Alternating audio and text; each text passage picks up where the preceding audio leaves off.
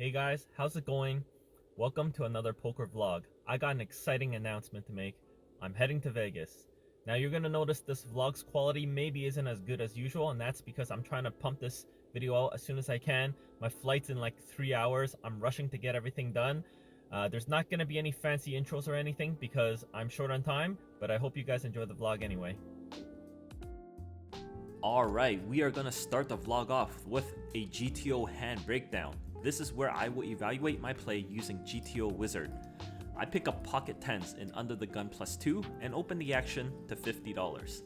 It folds around to the button, who 3-bets me to $160. I normally just call here. The button's 3-bet range versus an under the gun +2 open is still quite strong, and I would 4-bet a lot more if I was in the cutoff. But I didn't want to play the hand out of position, so I decided to 4-bet to $350, hoping to take it down pre. He calls, and we go to the flop. And I'm just gonna pause right here real quick to see if 4-betting pre-flop was even a good idea in the first place. For those of you who are unfamiliar, this is GTO Wizard. GTO Wizard is a database of pre-solved GTO solutions that users can easily pull out to analyze their plays. I use it all the time whenever I feel like I've made a mistake, and it's definitely helped me become a much better player. Okay, so let's see what GTO Wizard thinks of my play. We are in the UTG +2 position with pocket 10s. As we can see here, we should be raising here to 2.5 big blinds 100% of the time. So in a 10-20 game, that's $50. Perfect, so far so good. Next, the button should raise to 7.5 big blinds with all the hands in the red, and call with all the hands in the green. So after he raises to 7.5 big blinds, let's see what I should do with my pocket 10s.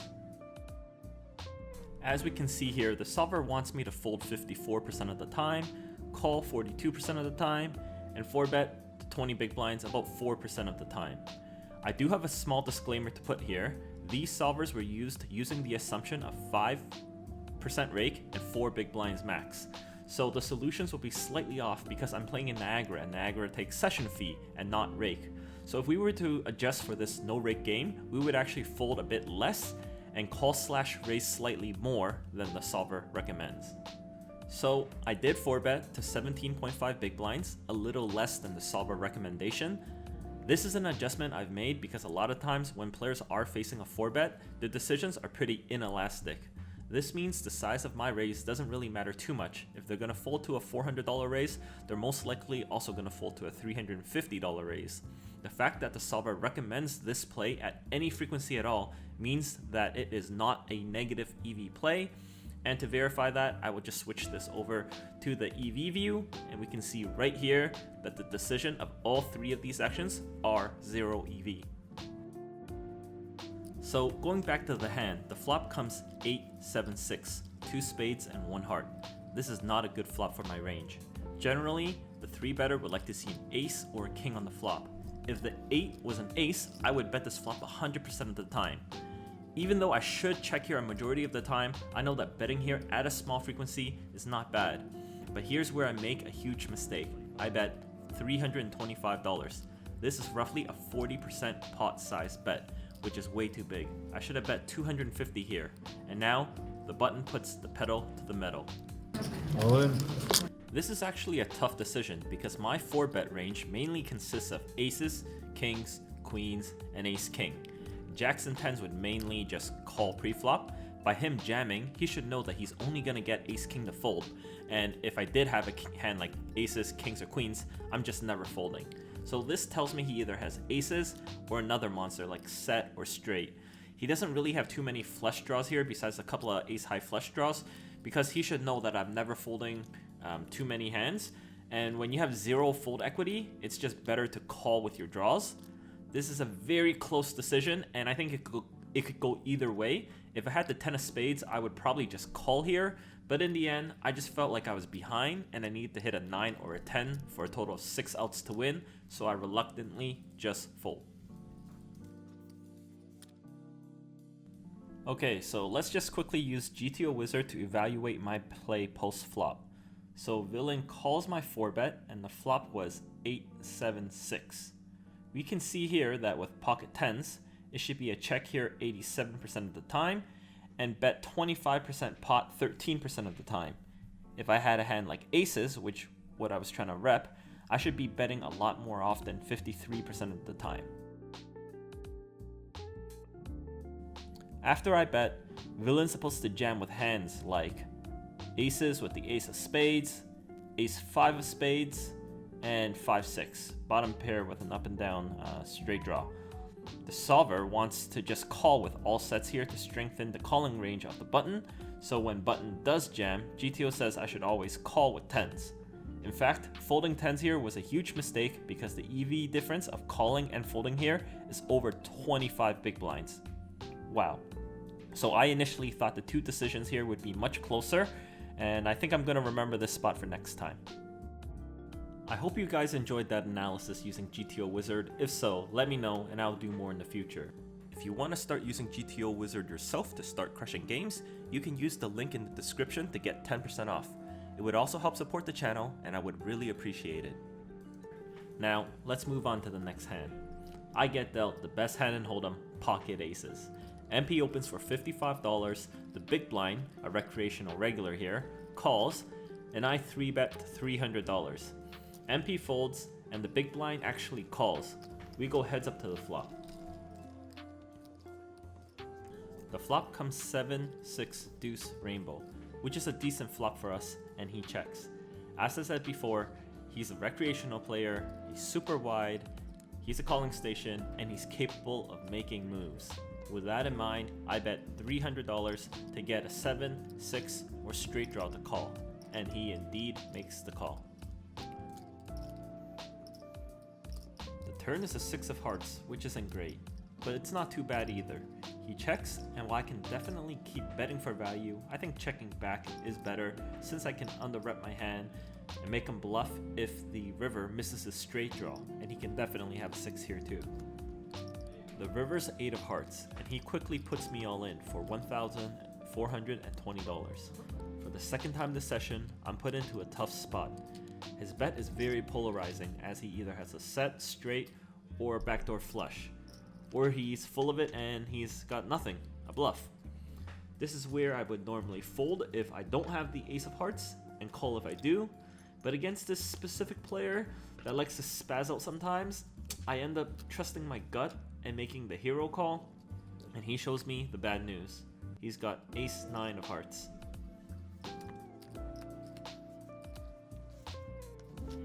Getting aces cracked sucks, but there's no time to think about it. I just have to rebuy and take it to the chin. For the next hand, we get dealt ace 8 of clubs on the straddle.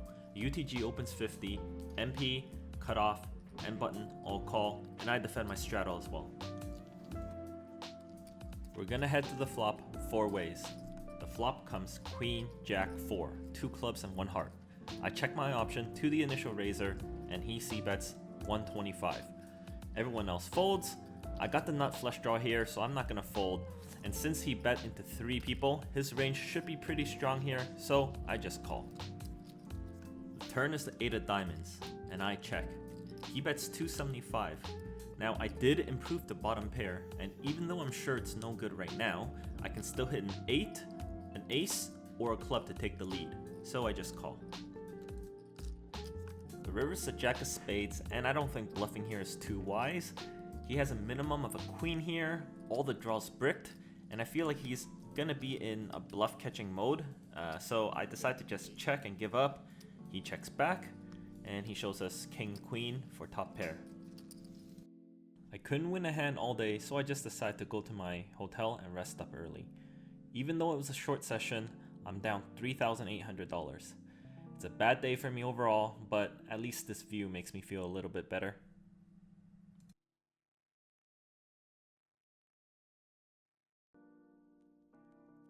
I got a good night's rest, I'm back and ready for some revenge. I missed the 5-10 table, so I'm gonna have to play 2-5 for now while we wait. After a couple of orbits, I get ace-king on the button.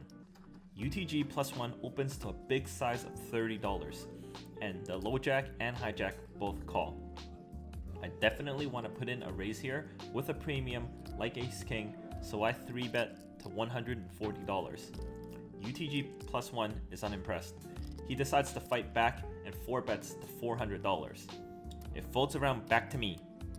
I committed a quarter of my stack already, so I basically only have one move here. I go all in for $535, and he promptly calls. The flop runs out King, Jack, 9. The turn gives me a nut flush draw, and the river secures the deal. It's the 4 of hearts. Villain initially thinks he actually won the hand. He shows pocket queens with the queen of hearts. I had to point out that I actually have the nut flush before the dealer ships the pot my way. It feels so good to finally win a hand.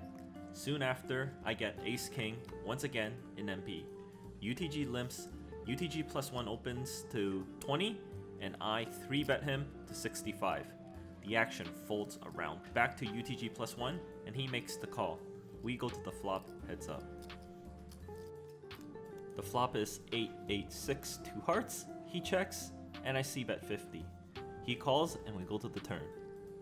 The turn is the ace of hearts, giving me top pair, but the flush also gets there. He checks, and I'm gonna check back for pot control, even though he doesn't have too many flushes. This check may induce him to bluff the river, and if he's got a hand like 10s, it's gonna be hard for me to get 3 streets of value from him anyway. The river is the 6 of clubs. If he checks, my plan was to bet, but he beats me to it and bets out $100 himself. A pocket pair really shouldn't be betting here. I'm putting him on a hand like ace jack or ace queen. Me having the king of hearts block some of his best flushes like king queen of hearts or king jack of hearts. I'm not losing to much here unless he's got an 8 or 6 here, but he doesn't really have any of that in his range. I do pick up a strange live read from him. He starts breathing really heavily even though the pot is relatively small. Something smells off here, and I just go for a call. I expect to be good here 95% of the time, but he shows us pocket 8s. Wow, I guess I'm glad he didn't bet more here. I'm having a rough weekend right now, so let's just keep moving along. I get ace 10 of diamonds under the gun +1. The under the gun opens for $15. Now this hand is much better in late position than early position. Folding here is fine with so many players behind, but I decide to play it anyway, and I 3-bet to $50. The big blind and under the gun calls. We go 3 ways to the flop, and it comes 10-6-4, 2 spades and 1 diamond. The big blind just decides to go all in here for $175. Under the gun folds. The board's pretty wet here, and the big blind can have a ton of draws, so I call. The turn is the queen of hearts, and the river is the 9 of diamonds. He surprisingly turns over 6-7, and we scoop the pot.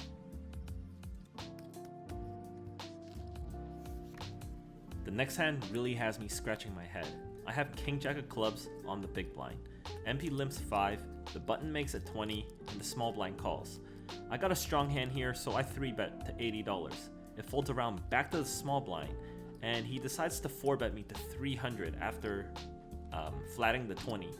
Now, this is really confusing me. We both start the hand with $1,100, and when I encounter a weird play like this, I generally just rather let it go. I know it sucks, but I don't want to run into like aces here, and that's probably one of the main hands that he has here, so probably played it weird. I don't know what to think. You guys can let me know, but I fold. Here, we got ace king in the small blind. MP makes it 20. Hijack flats, and I bump it up to $80. MP calls, and now the hijack goes all in for $165. The good news is this reopens the action back to me, and it's the perfect time to put a lot of pressure on MP by putting him all in. He looks super annoyed, but eventually lets his hand go. The board runs out king high. I table my hand. He says we're good and mucks his cards. And in the process, we actually get to see one of his cards. It's the 6 of hearts.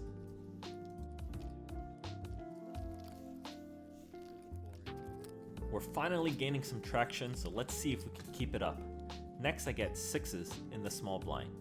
MP opens to 30. Hijack, cutoff, and button all call.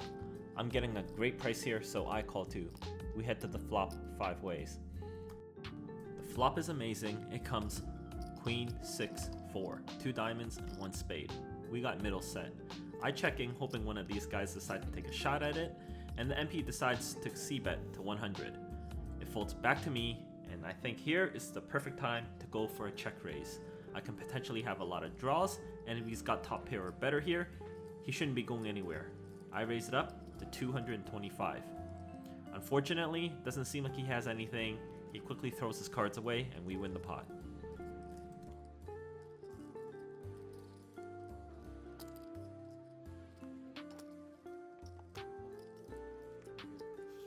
I finally get called to the 5-10-20 table, but not before I play one final hand. I have ace king here again for the 4th time today.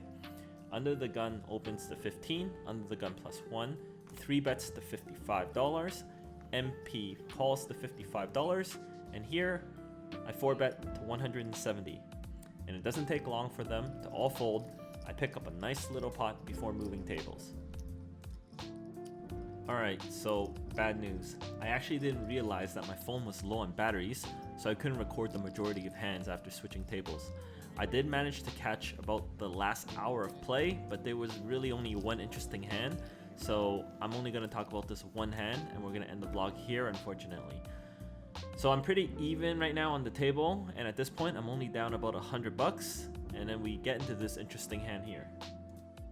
I get out Queen 3 of hearts on the button, and the fish on the table limps to $20. I want to isolate him, so I raise it up to $80. Everyone on the table folds, except him, and he makes the call. The flop comes 9-8-6, 2 hearts and 1 spade. I have a flush draw. He checks and I bet 60. I want to start betting now because I don't mind that he folds here, but if he does make the call and I do hit my flush, I want to build the pot so that I can potentially win a huge pot off him. He does make the call. The turn is the king of diamonds, and this is a good card for me. It's possible that I could have been c-betting with hands like ace king or king queen on the flop, and now I've improved to top pair on the turn. So when he checks here, I think it just makes sense to fire a second barrel. I'm gonna bet 200. He quickly calls, and we're gonna see a river. The river is the 9 of clubs. I missed my flush, and I got queen high. He checks, and I'm gonna rule out a 9 from his range, because if he did have a 9, he'd probably try to lead out and try to get value from a king. Players that limp pre-flop often do so with pocket pairs, and since he checked the river, I'm gonna hope that he has a small pocket pair like 5s or 7s. I have no way of winning this hand, so I'm gonna have to try to get him off his hand. I bet 525, trying to rep that I have a king, and I'm trying to get an 8 or small pocket pairs to call me. He thinks about it for a bit and throws in a chip. I get caught with my pants down, and he shows king jack offsuit. We end up losing a huge pot, and I shortly decide to call it a night. I'm pretty sad I wasn't able to record any of my hands before this, but sometimes it is what it is. Alright, so I hope you guys enjoyed the vlog, and once again I apologize if my video quality isn't as good as usual. The next video is definitely going to be better, and if you guys are interested in using GTO Wizard, please click on the link below to get 10% off your subscription. Alright, I'll see you guys on the next vlog. See ya.